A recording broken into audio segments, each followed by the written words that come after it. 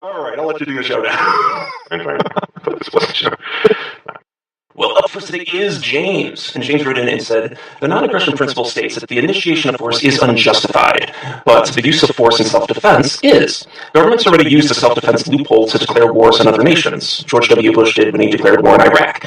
What makes you think that will change if governments are taken out of the equation? People will justify their actions any way they can. If a father with starving children steals to feed his children, is his use of force justified? In his mind, he could stretch the meaning of self-defense to justify his actions. The subjectivity of the meaning of self-defense makes it a loophole for all sorts of problems. Yes, the loophole. Well, I think that the magic word that you're looking for is liability. Yes, liability. And of course, the first word in the statist use of liability, only the first syllable actually matters. It's just a lie. So, of course, George W. Bush did say, according to, what was it, George Tenet, who was the head of the CIA at the time, George Tenet said it's a slam dunk that Saddam Hussein has weapons of mass destruction. Now, first of all, I'm not a big fan of sports metaphors when it comes to the life and death of over 1 million people. You may not be taking it with the seriousness it deserves if you are comparing it to a goddamn basketball game. Anyway, so he had this story. Right? So Saddam Hussein has weapons of mass destruction. And as they said at the time, of course America believes that Saddam Hussein has weapons of mass destruction. They have the receipts from selling them to him. And the other thing that's, of course, just before we sort of jump into more definitions, just another thing that's important to remember about Iraq is that cultures don't blend too well as a whole. The cultures don't blend too well as a whole. I remember thinking about this when I was a kid. And, sometimes we'd go to Chinatown, or sometimes we'd go to Little Italy, or sometimes we'd go to Greek Town, and so on. And,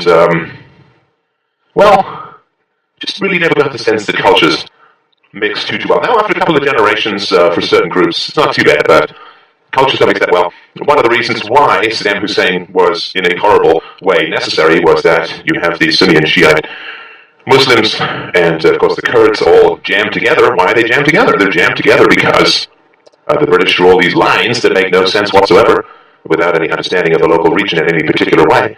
So they all hate each other, and they all want to use the power of the state to club each other to death.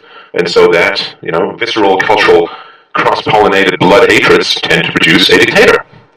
And so the question is, I think, in this regard, is what was the liability for George W. Bush to be wrong? And, I'm happy to hear your answer to that question.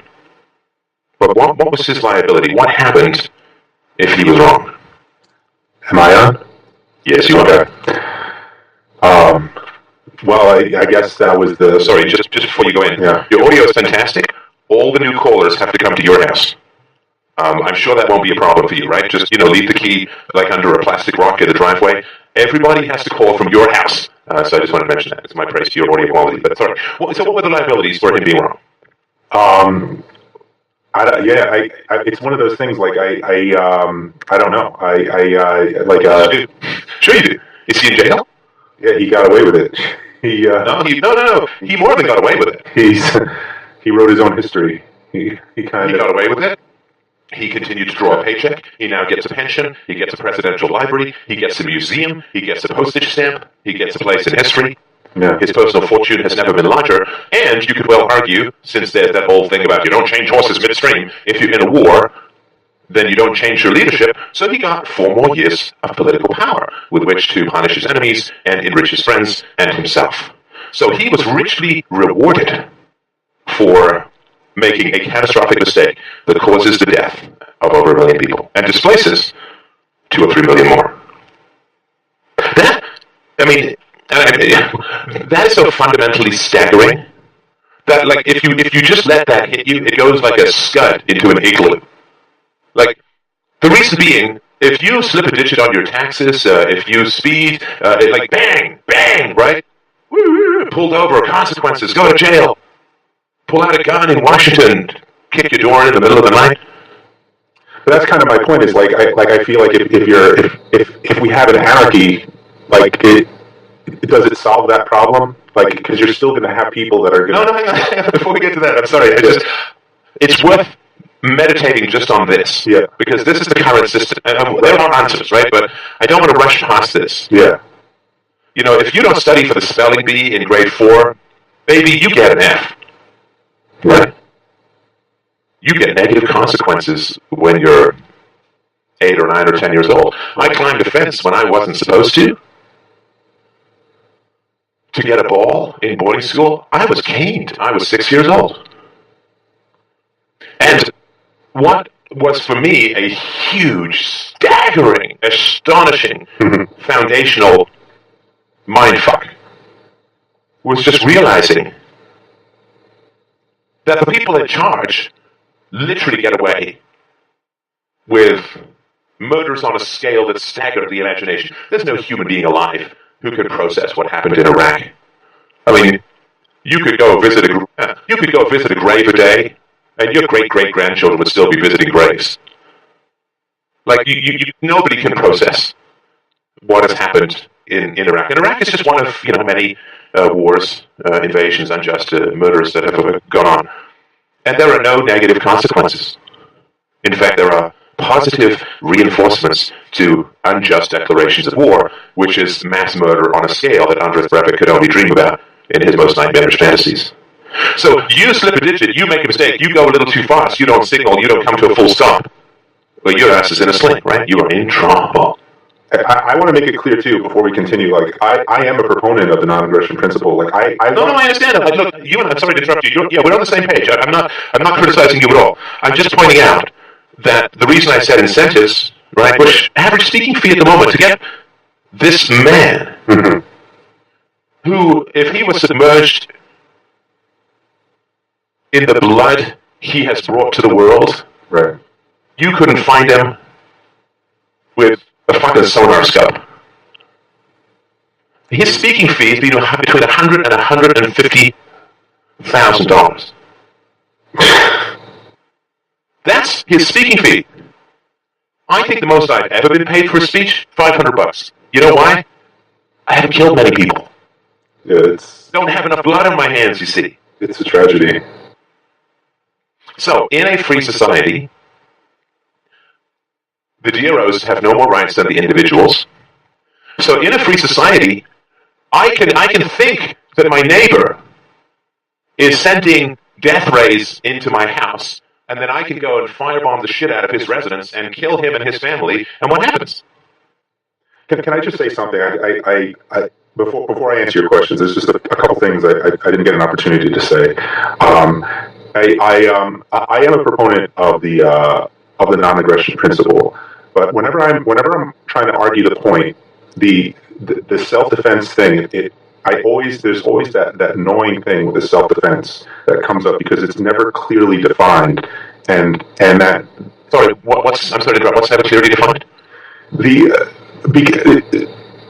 I think self-defense. There's a subjectivity when it comes to self-defense, and I think sorry, compared to what? Because if you're saying there's a subjectivity like self-defense, then compared to what? Is there a subjectivity to theft? Because you brought up, and I'm not being adversarial here. Well, everybody trying to understand what you mean, because you brought up theft here too, right? A man stealing just because his kids are starving or whatever. Well, that's more related, I guess, to survival. I guess a survival, which is somewhat related to self-defense, because you're like a survival instinct, like you're stealing to survive in a way. Well, not really. No, because if you want to survive, then you should cooperate, right? You should ask for charity. You should offer your services for employment. You should, to survive and to steal in a free society, it would make no sense. Because in a free society, there's so much abundance. Mm-hmm. I mean, just go ask the guy for some food and say, listen, I'll wash dishes, or I'll clean your car, or I'll hose out your garage, or whatever. This example, then we'll take that example off the table. How about this example then? Like, for example, if someone kills your child and you kill the person who killed your child, is it the person? Like, that could be defined as self-defense, but if you killed the person who killed your child the next day after they killed your child, is that self-defense? Is that just like there's a point at which it's like, okay, it's justified that you okay, kill there are gray areas, of course, yeah, absolutely. Like, somebody rushes at me, and I think they have a knife, and they have, I don't know what, a spoon. Right. So, somebody comes into my store and is playing around and pulls out a toy gun, right? I mean, of course, look there, but these are two different things, right? So the first thing is the principle. Right. And the principle of self-defense is if you are in imminent danger, you have the right to protect yourself by whatever means necessary, right? Yeah. So there's that principle, right? So you're talking about two different, so there's the principle, and then there's the proof. No, there's the proof. Mm-hmm. Now, these are two completely different things. Imminent is another word that can be subjectively. No, I get that. I get that. Yeah. Of course, there's gray areas, absolutely. Yeah. But the principle and the proof are two different things. And if you try to confuse the two, what you'll say there's gray areas in the proof, and therefore there are gray areas in the principle. That is not a valid argument.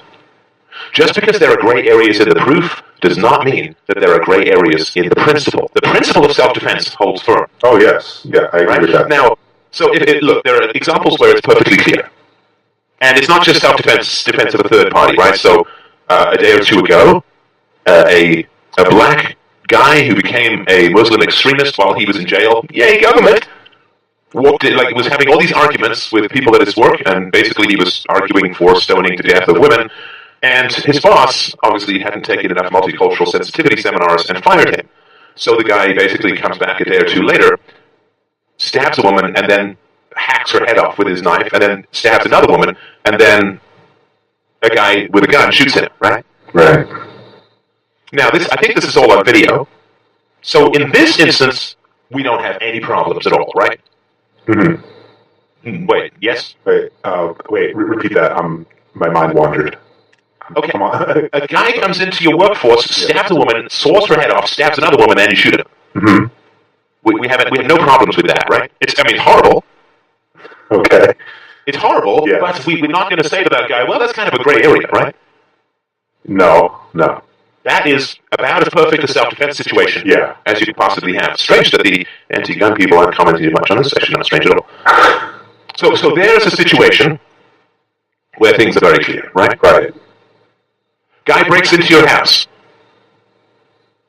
right? You say, I've got a gun. He rushes you. You shoot him, right? Right. Pretty clear, right? Right. A woman about to get raped cuts the guy's balls off. Yeah. Okay. A very graphic and highly metaphorical attack, but now what if she misinterpreted? Yeah. Excuse me, sorry. I tried to get to the mute button right before I sneezed. And it's No, wait, but hang on. I'm sorry. So in these cases, self-defense we have no problem with, right? There's no jury in the sane universe that would say to those people, go to jail, right? The victims. Right, yeah. Now, I get that. So hang on. Now, wait. On the other side, there is a paranoid guy who thinks his neighbor is sending mind waves of control through, say, a philosophy podcast. I make good arguments on the web. That's mind control. Right? So he burns down his neighbor's house, kills his family. That is not self-defense, right? Mm-hmm. So what I'm saying is that there are situations that are very clear on both sides, right? As long as the information they have is correct, as long as the information... I got it. No, I understand that. I understand that. Let's assume that, right, because it's beyond a reasonable doubt, right? I mean, maybe there's video, maybe there's, but beyond a reasonable doubt. Maybe the guy was in a Halloween costume with a fake chainsaw when he walked in, and he was just trick-or-treating. He wasn't really trying to kill anyone, or maybe the guy that was trying to rape the woman was really just, was not really trying to rape her, and it was all a misunderstanding. I don't know, but I got to tell you that last one is pretty. Okay. The woman says no. The woman says no. Right? Yeah. Okay. Well, I don't know what the situation is, but But these are two different things. Yeah. And that's what I'm really trying to reinforce. Yeah. There's a principle which you can argue for. The principle, I absolutely agree with. And the principle, I've got a whole. When I redo UPV sometime next year, hopefully I will put the self-defense argument in, which I think I've done very well. Lots of people have done very well. So the principle of self-defense. Now, what you're saying is there are times when it's hard to know. Right. Yeah, so what? Well, that doesn't touch the principle at all. I know, but the problem is in the real world, we don't always have all the information. In the real world, we don't... Well, so what? Hang on. That still doesn't affect the principle. But I'm not arguing if the principle's wrong. I'm not. But then you're in a situation where philosophy doesn't apply. Because now we're into forensics, we're into criminal law, criminal justice, evidence, hearings, right? Now you're into... But I agree with the principle. It's just that when you try to actually apply the principle to the real world, that's when, like when you brought up DROs, like I don't see the difference between a DRO and a government. Because the DRO... Wait. What do you mean you don't see the difference between a DRO and a government? You know there's more than one, right? You know they can't forcibly prevent competition. You know they can't forcibly make people pay for their services. You know they have to compete and they have to win people voluntarily. You can cancel, you can switch, you can set up your own. Tell me how that's the same as a government. There are competing governments. What are you talking about, the competing governments? Yeah, where there's a government in the USA, there's a government in Europe, there's a government in Africa, there's governments all over the world. No, come on. Their governments are basically protection rackets when it comes down to it. They're basically just protection rackets. That's all they've really ever been. So, wait, hang on. So your argument is that because there are many governments in the world, governments are exactly the same as the free market. I never said they were exactly the same. You said DROs are governments. But I think when it comes down to it, I think when you look at governments throughout history, they're basically just glorified. Oh, no, listen, you jump, look, I'm getting annoyed because you're jumping all over the place here, right? You said DROs are basically governments, right? I think that when it comes down to it, No, there's no such thing as when it comes down to it. That is not an argument. It's a much more complicated answer, but I think when like DROs, if DR like anytime you have something that like a DRO is allowed to use force, if a DRO is competing, everyone is allowed to use force. Yes, but you have a DRO competing in a free market. If a DRO will dominate the market, it'll grow large enough. It can grow large to become essentially as big as a government. It can grow in size like a large corporation and become like a government. That's like saying a man can grow as big as a mountain. No, you can't grow something that is free and voluntary into something that is monopolistic and coercive. Honestly, that's like saying, well, if I have sex with a woman 9 times voluntarily, that's lovemaking. But the 10th time voluntarily, that's rape. Things don't just magically oppose their own moral properties simply because of size. If a DRO is successful and it gets a lot of if it's a very successful DRO and it grows in size and it has a lot of I don't know what would be the word. It has a lot of people, a lot of customers, and it basically has control of a large area. No, wait. What's that last thought? Has control of a large area? What does that mean? Well, because are you saying that Microsoft has control over America because it's dominant in the operating system world? Well, it's a security, right? Like it'd be like a DRO is like a security agency, right? Right. Like, so it'd have to have some sort of territorial interest, right? It'd have to, because you'd have to have some sort of control of like, because you'd have to have some sort of control over some areas, right? No, see, I'm sorry. Just because I've gone through this so many times before, it's not your fault. Okay. There is no have to. It's what the customers want. So if customers, like if it's way cheaper to have a whole bunch of people in the same town or the same area do the same DRO, fine. But it won't be. Because each DRO they're going to specialize, and they're going to interchange information, and they're going to cooperate. It's called co-opetition, right? Where you have a bunch of cell phone companies all competing for the same customers. Mm-hmm. And the only way that they can do that is they cooperate with each other. Like all these ISPs are trying to get customers, and they all exchange information, which is why you can send an email from here to Timbuktu and back, right? But don't you think a lot of the DROs will merge and have and you'll get something that will look a lot like if the customers want them to merge, then they will. And as companies get bigger and bigger, they get harder and harder to manage. See, I think you'll get some right. Hang on. As companies get bigger, they get harder to manage. And there's more places for the dead wood to hide, and then technology changes, and then something else changes. So let's say that DROs are dealing with criminality, and next thing you know, somebody comes up with a brain scan to figure out who is most likely to be a criminal or not, and then offers those guys huge cash incentives to go to therapy or something, whatever it is, right?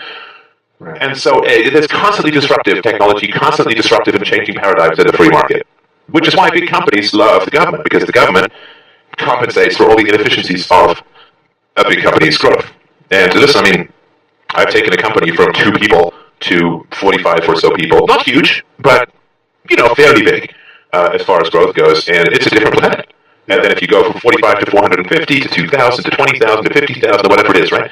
It gets really tough, and you just become this big old dinosaur, and you heavily invest in your existing systems, and then some new system comes along. Yeah. Right? Who on earth would have thought that Encyclopedia Britannica would have been displaced by Wikipedia, or that a free operating system that comes out of Linux would end up in the Internet of Things, running billions of devices for free, pretty much, right? I mean, there's constantly disruptive technology. So this idea that there's a couple of guys who have great ideas for dispute resolution and preventing problems and guaranteeing people's contracts and so on, and they get bigger and they get bigger and bigger. And then suddenly they're a giant government, right? That's magical thinking, right? I mean, that's just like, well, something can be free and voluntary and restrained by individuals, right? The companies are restrained by the customers.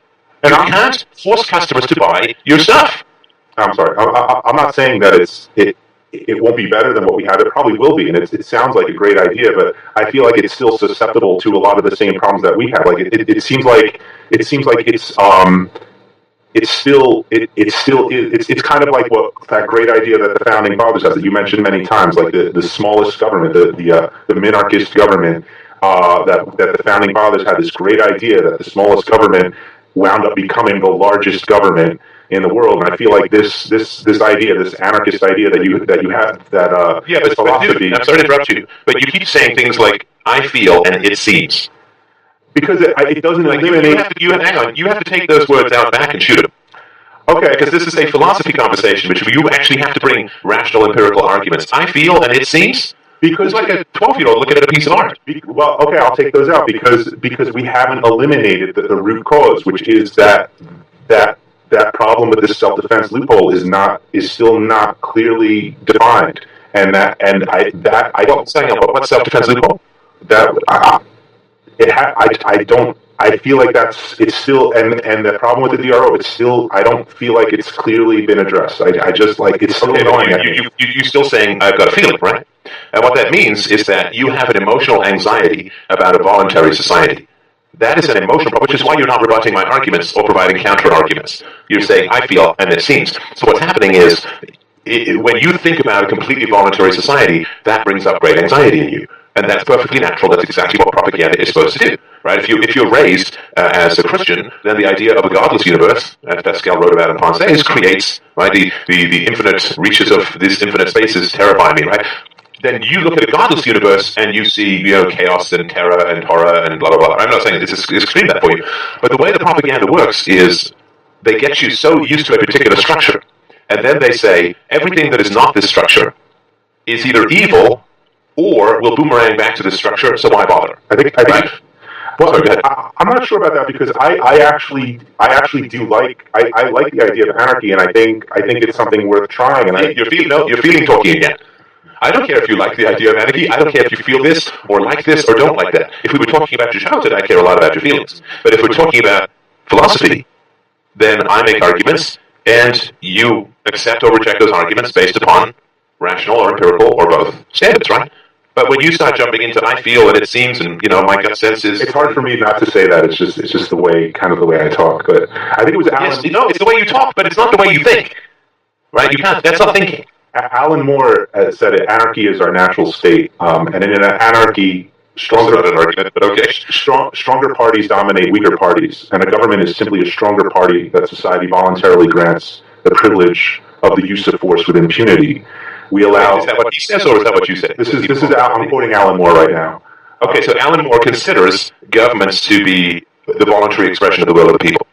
Yeah, we allow the government to use force against others for the greater good of society. We often allow them to have a monopoly on the use of force for this reason. So that and how do we allow them? And by what standards will we not allow them? By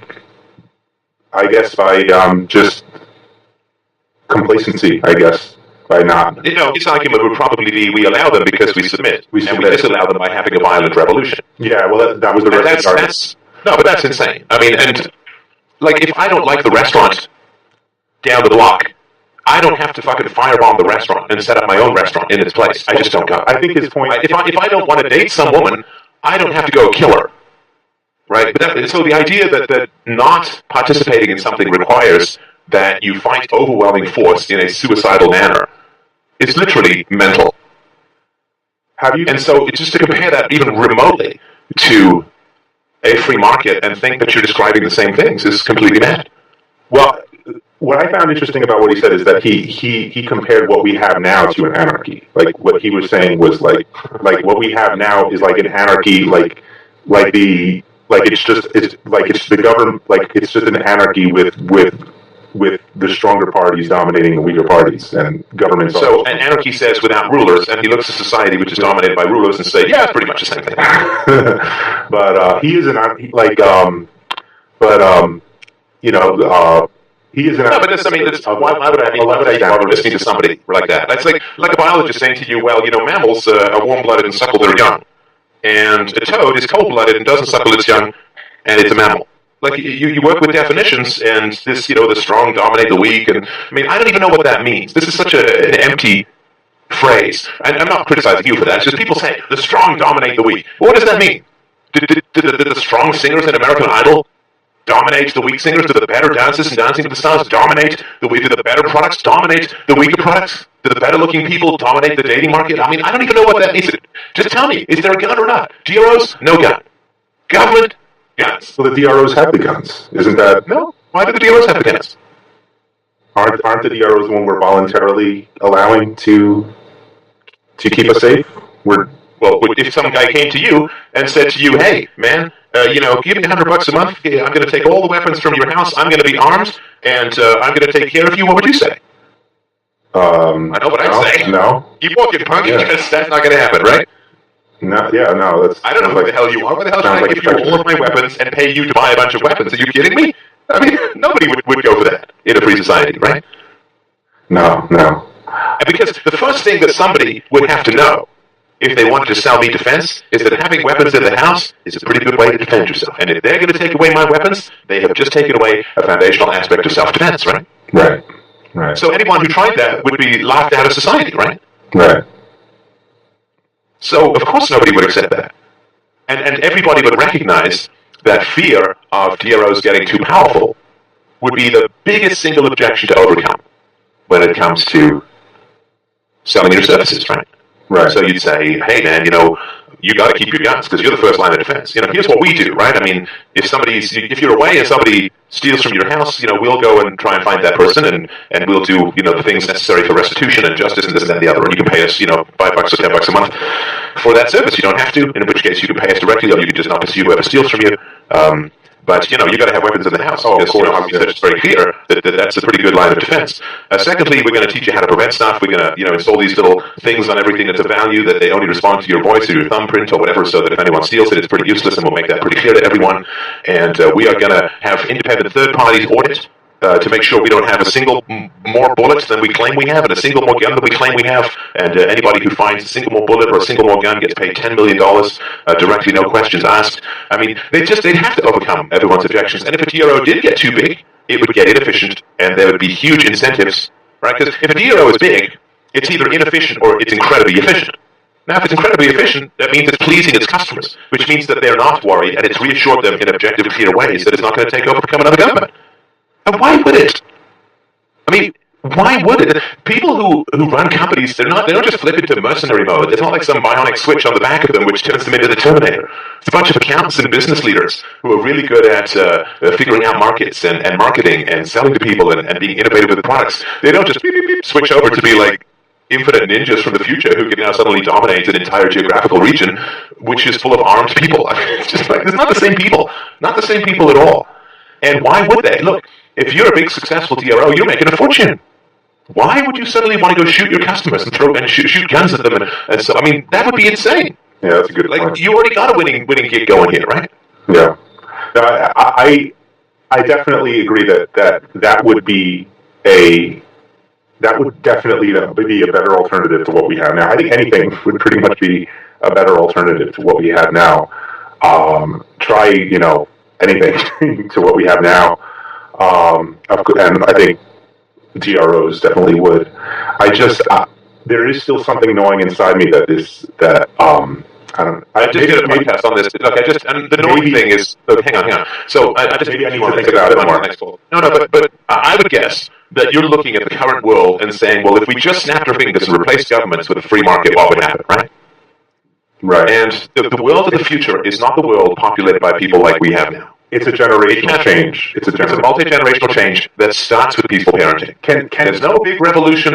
So what happens is we keep making the case for peaceful parenting. We keep making the case for peaceful parenting. Then what happens is peaceful parenting inoculates the world against sociopathy, evil, lack of empathy, manipulation, control, in the kind of insecurity that turns people into parasites. A confident man and a confident woman, they're not parasites. And a confident man and a confident woman bring value. They don't manipulate and leech off others.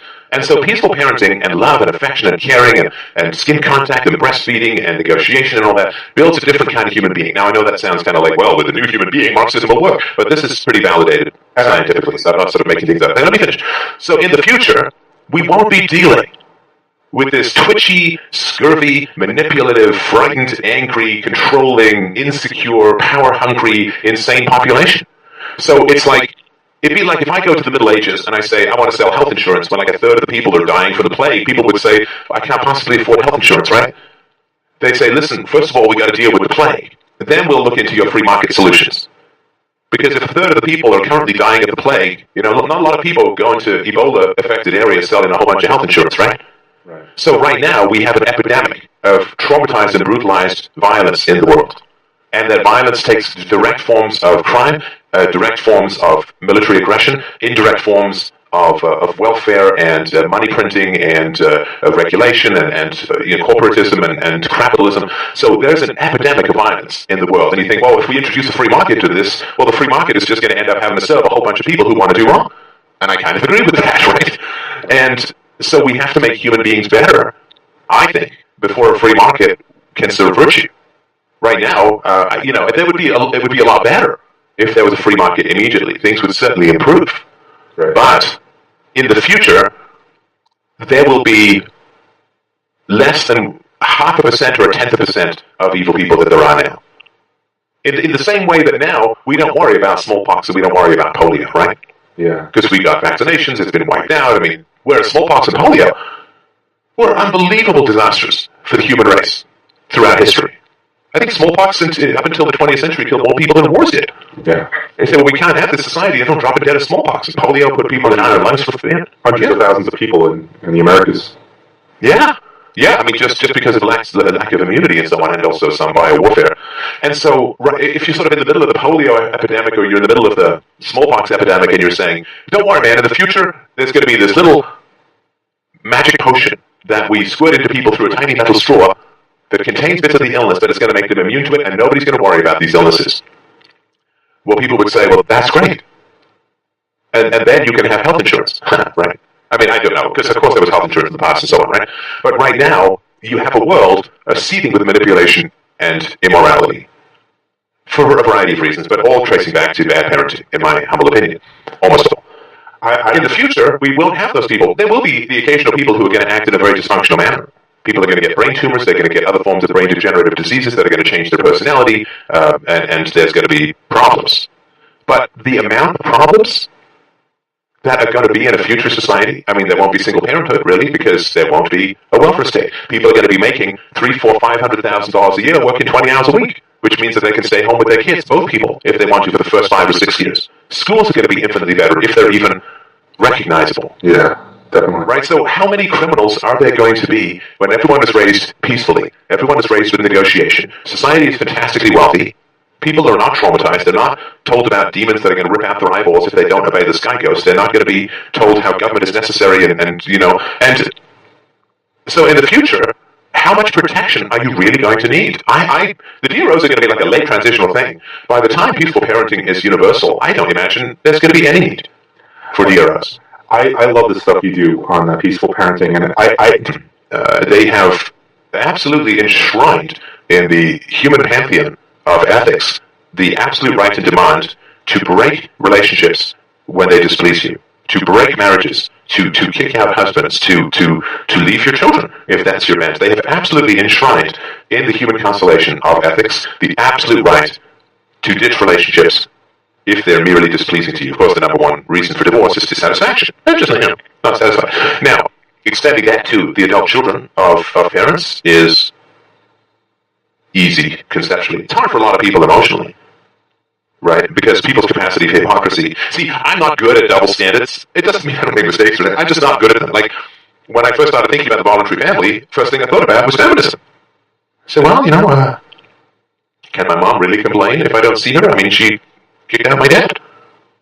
She chose him. I didn't choose her. He didn't beat her. She beat me. And it was one of these things where it's just like, okay, well, that's so completely and fundamentally irresistible. Like, you can't... I'm not good at twisting myself into those weird double-think modes where women should have the right to leave relationships that they've voluntarily chosen into that are disastrous to children if they leave and disastrous to children if they kick the man out because they just have the right of being a voluntary family and kicking people out if they simply find them dissatisfying to be around, right? And we accept that. And say, okay, well, adult children have the right to do that, and they didn't even choose the parents, right? And I mean, it's to me, it's just dominoes falling. Right. Now, for a lot of people, and this is something I'm not, this is one of my many weaknesses is mistaking the world for myself over and over and over again, right? Mistaking the world for myself. God, you think I know by now, but I'm still working on it. It's like, well, how could you, like, to me, it's literally like, not you, right? How could people possibly have any problem with this? I mean, emotionally, sure, I get it, difficult, but intellectually, but then, especially when you meet someone who's rational in one area, like the atheist community, but rational in one area, right? Yeah. And then you make the mistake of thinking, wow, this little corner is pretty rational, right? Or, you come across socialists and you see their skepticism towards religion, right? You can make that mistake, or I can make that mistake, right? Or you go to the right of the Republicans and say, well, they're really pro-free market, we're skeptical of government. It's like, well, they're rational then. It's like, nope. No, they're not. They just have little pockets of rationality that really are more tumors produced by the irrationality somewhere else. So I just sort of wanted to point out that I appreciate the voluntary family stuff. I talked about it in the last show too. It's essential. It's the only way forward. It's logically completely unassailable unless you're going to force men and women to stay married and force them to get married. Right? Don't even have them choose each other because that's kids don't choose parents. Therefore, you have to have people assigned to get married who can never be divorced. And if you were to suggest that, people would assume that you were morally insane. And this is what people completely suggest for adult victims, particularly adult victims of child abuse. Well, you can't leave. You can't disengage. You must stay forever until they're dead, no matter what. It's like, people promise to stay together till death do they part in marriage. And everyone's like, oh yeah, well, okay, until death or dissatisfaction do you part, right? And I didn't make any vow to my parents at all. So anyway, look, I got to move on to that, Scola. I really, really appreciate your conversation and your very, very kind words. And I think that's a great note to end the conversation on. Please feel free to call back in anytime. It's been a pleasure. Thank you. Check out those books, William Strauss and Neil Howe. It'll give you great insight into your place in history. Every day. Thank you. All right.